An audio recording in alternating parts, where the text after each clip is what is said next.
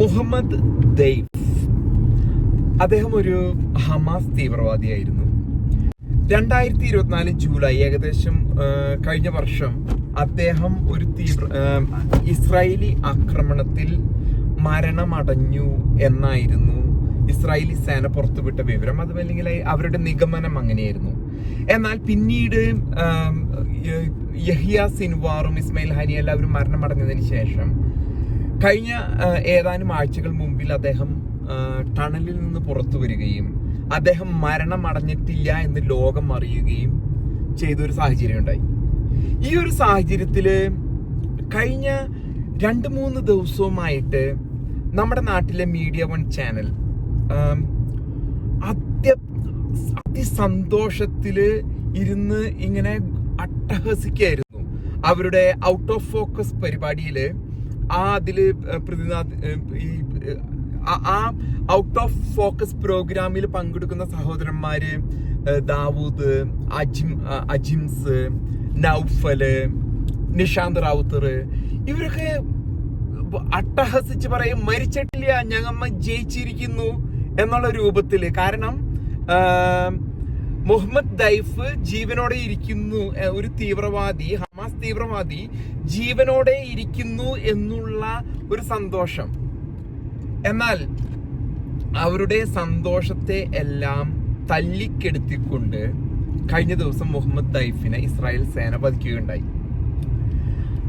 നമ്മൾ മനസ്സിലാക്കേണ്ടത്, ഈ ഒരു മുഹമ്മദ് ദൈഫിനെ നമ്മുടെ കേരളത്തിലെ കോഴിക്കോടുള്ള മൗദൂദി ചാനൽ കുരുതി കൊടുത്തതാണോ എന്നാണ് നമ്മൾ ചിന്തിക്കേണ്ടത്. നമുക്കിന്ന് അറിയാവുന്ന പോലെ ലോകത്തിലെ ഒരുവിധം രഹസ്യാന്വേഷണ വിഭാഗങ്ങളിലും എല്ലാ മറ്റു പ്രവൃത്തികളിലും, കാരണം മലയാളി എന്ന വ്യക്തി വളരെ അധികം കഴിവുകളുള്ള ഒരു ജനവിഭാഗമാണ് മലയാളികള്. നമ്മള് പലപ്പോഴും മതേതരത്വം കാത്തു സൂക്ഷിക്കുന്നു എന്ന് പറയാം. അതും അല്ലെങ്കിൽ പല രീതിയിലും നമ്മൾ കഴിവുള്ളവര്, ബുദ്ധിപരമായിട്ടൊക്കെ കഴിവുള്ളവരാണ്. ഒപ്പം തന്നെ ഈ വക പ്രവൃത്തികള് ഈ മൗദൂദി ചാനലിലെ കരഘോഷവും അട്ടഹാസവും കണ്ടിട്ടാണോ മുഹമ്മദ് ദൈഫിനെ ആരോ മലയാളിയാണോ ഒറ്റിക്കൊടുത്തതെന്ന് പോലും തോന്നുന്ന രീതിയിലാണ് അദ്ദേഹത്തിനെ വധിക്കുകയുണ്ടായത്. ഞാനിത് പറയാൻ കാരണം എന്ന് വെച്ചാല്, ഹെസ്ബുള്ളയുടെ 8000-ഓളം ചാവേർ തീവ്രവാദികളെ വധിച്ചത് വയനാട്ടുകാരനായ റിൻസൻ എന്ന് പറഞ്ഞ ഒരു മലയാളി യുവാവാണ്.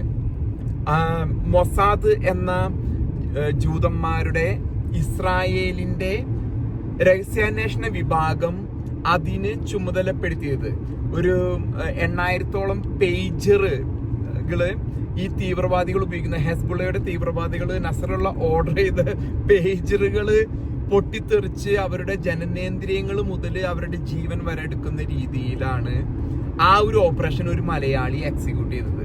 അപ്പൊ ഇതിലെല്ലാമുള്ള മലയാളികളുടെ പങ്കിനെ പറ്റി എനിക്ക് വളരെയധികം വിവരങ്ങൾ ലഭിച്ചിട്ടുണ്ട് മുൻകാലങ്ങളിലെല്ലാം. മലയാളികൾ ഏതൊക്കെ മേഖലകളിലാണ് ഇങ്ങനെയുള്ള പ്രവൃത്തികളിൽ ഏർപ്പെട്ടിരിക്കുന്നേ ഉള്ളൂ എന്നുള്ളത്. അപ്പൊ നമ്മൾ മനസ്സിലാക്കേണ്ടത്, മുഹമ്മദ് ദൈഫിനെ നമ്മുടെ കോഴിക്കോടുള്ള ചാനൽ തന്നെയാണോ കുരുതി കൊടുത്തത് എന്നാണ് നമ്മൾ ഇതിലൂടെ മനസ്സിലാക്കേണ്ട ഒരു കാര്യം. ഒപ്പം തന്നെ ഇവര് ഇങ്ങനെ ഇത്ര മാത്രം ആഘോഷിക്കുമ്പോഴും ഹമാസ് അവസാനിച്ചിരിക്കുകയാണ്. അവരാർക്ക് വേണ്ടിയാണ് നമ്മൾ ജയിക്കുകയാണ്, ആരാണ് ഇവർ ജയിക്കുന്നു പറയുന്നത്, നമ്മൾ ജയിക്കുകയാണ് എന്നും പറഞ്ഞ് പ്രോത്സാഹിപ്പിച്ച് ആരെയാണ് ഇവർ ഇനി കുരുതി കൊടുക്കാനായിട്ട് ശ്രമിക്കുന്നത് എന്നാണ് നമ്മൾ മനസ്സിലാക്കേണ്ടത്. പാവം മുസ്ലിം സഹോദരങ്ങളെ, കേരളത്തിന്റെ വടക്ക് ഭാഗത്തുള്ള മുസ്ലിം സഹോദരങ്ങളെ കുരുതി കൊടുക്കുന്നതിന് വേണ്ടിയാണ് ഇവർ ഈ ആഘോഷങ്ങളെല്ലാം നടത്തുന്നത്. മുഹമ്മദ് ദൈഫ് വളരെ ചെറിയൊരു കമാൻഡറാണ് ഹമാസിലെ. അവരുടെ തലപ്പത്തുള്ള എല്ലാവരെയും, ഇസ്മായിൽ ഹനിയെയും യഹിയ സിൻവാറെയും എല്ലാം കൊലപ്പെടുത്തി കഴിഞ്ഞു. ഒരു മുഹമ്മദ് ദൈഫ് ജീവനോടെ ഇരിക്കുന്നു എന്നും പറഞ്ഞ് ഇവരിത്രയും ആഘോഷിക്കുന്നത് എന്തിനാണ്? അതും നമ്മുടെ മലയാള ഭാഷയിലുള്ള ഒരു ചാനല് തീവ്രവാദിയായ ഒരു മനുഷ്യൻ ജീവിച്ചിരിക്കുന്നു എന്ന് പറയുമ്പോഴുള്ള അവരുടെ സന്തോഷം. ആ ഒരു ചർച്ചയിൽ തന്നെ ഏറ്റവും അധികം ഈ അവിടെ സത്യം വിളിച്ചു പറഞ്ഞത് ആ അജിംസ് എന്ന് പറഞ്ഞ ഒരു സഹോദരനാണ്. അജിംസ് പറയാണ്, ഇവരിത്രയും കൊന്നിട്ടും അവർ ഈയാമ്പാറ്റകൾ പോലെ പുറത്തു വരുന്നു. ഈയാമ്പാറ്റകൾ, നമുക്കറിയാം ഈയാമ്പാറ്റകളുടെ ജീവിതം ഒരു ദിവസത്തെ ജീവിതമാണ്. ഈയാമ്പാറ്റയ്ക്ക് നമുക്ക് നമ്മുടെ വീടുകളിലൊക്കെ ചില അവസരങ്ങളിൽ നമുക്ക് കാണുന്നതാണ് ഒറ്റ ജീവിത ആയുസുള്ളൂ. അതുപോലെയാണ് ഈ തീവ്രവാദികളെ അവർക്ക് വേണ്ടി വാദിക്കുമ്പോഴും അവര് പറയുന്നത് ഒരു ഈയാമ്പാറ്റകൾ പോലെയാണ്. കൊലയ്ക്ക് കൊടുക്കാനുള്ള ഈ തീവ്രവാദികൾ ഒരു ദിവസത്തേക്കുള്ളതാണ്. അവർ കുഴികളിൽ നിന്ന് വരുന്നു. ഒപ്പം തന്നെ നമ്മുടെ ദാവൂദ് സഹോദരൻ പറയാണ്, ലോകത്തിലെ വലിയ മിലിറ്ററി ജനറൽമാര് പോലും അതിശയപ്പെട്ട് നിൽക്കുകയാണ്.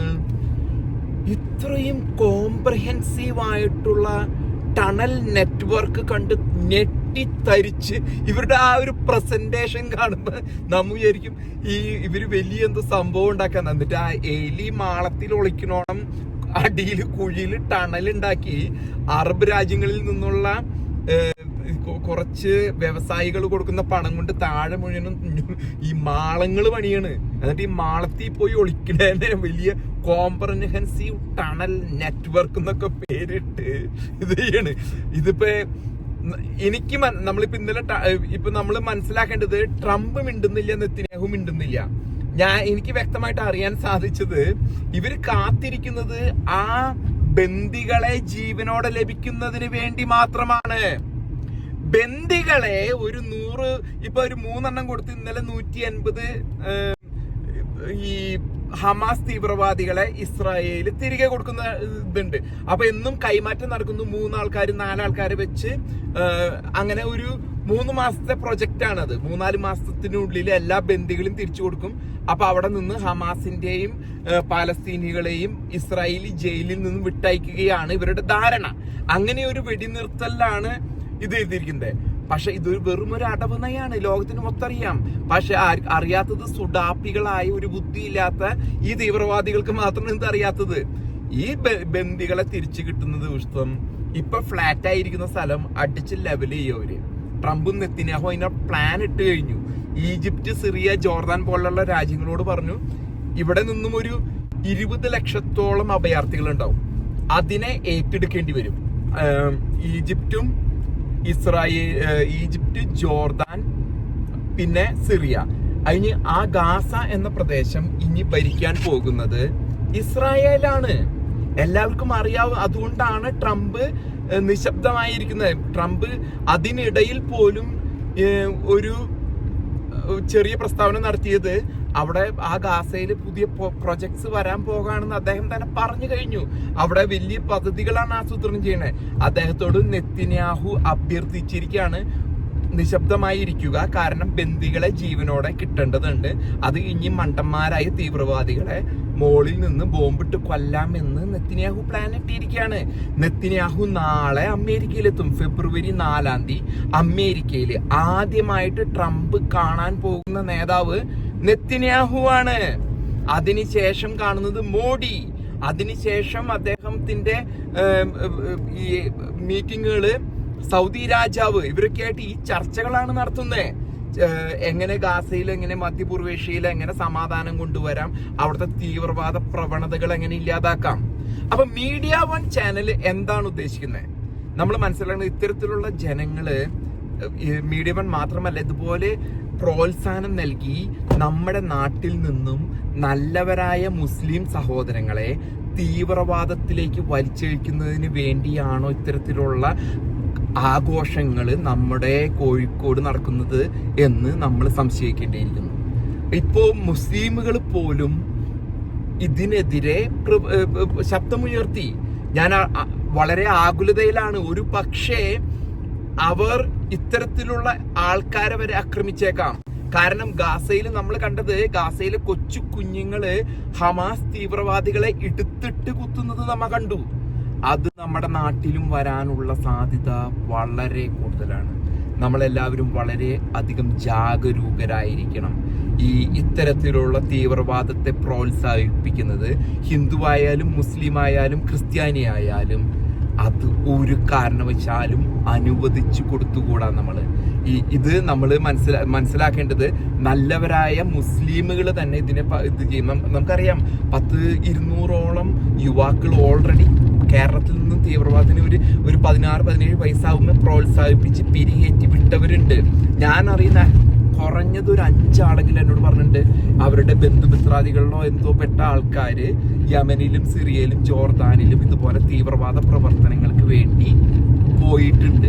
അത് ഇത്രയും പ്രചോദനം നൽകി യുവാക്കളെ പറഞ്ഞു വിടുക, എന്നിട്ട് പറയാണ് സമാധാനത്തിന്റെ മതമാണ് ഇതാണെന്നും പറഞ്ഞ് പിരികേറ്റി തീവ്രവാദത്തിന് വേണ്ടി വിടുന്നത്. നമ്മൾ ഇതിനെതിരെ ജാഗരൂകരായിരിക്കേണ്ടത് അത്യന്താപേക്ഷിതമാണ്.